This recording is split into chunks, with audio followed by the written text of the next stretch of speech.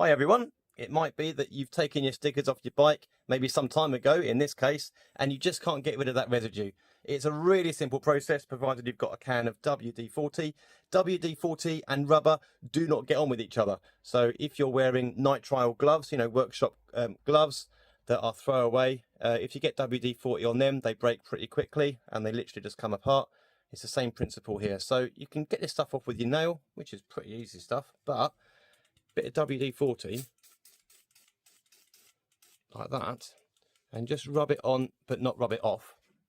Let it soak in for a few seconds, and it'll take a bit of elbow grease but not a huge amount, and you can be in business.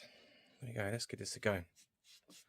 Look at that, coming off really quickly, and you can already see the paintwork shining through. So it doesn't damage the paint, but it totally damages or eats away at the adhesive that is essentially a rubber compound.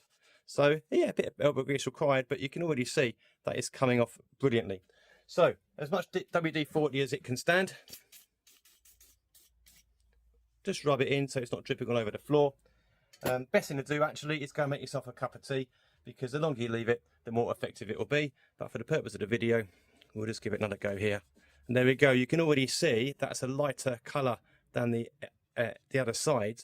So yeah, there we go. We don't need to make this a long drawn out video. That is how you get rid of residue from stickers you've taken off a bike. And there we are. Job done. Thanks for watching. Like and subscribe. See you next time.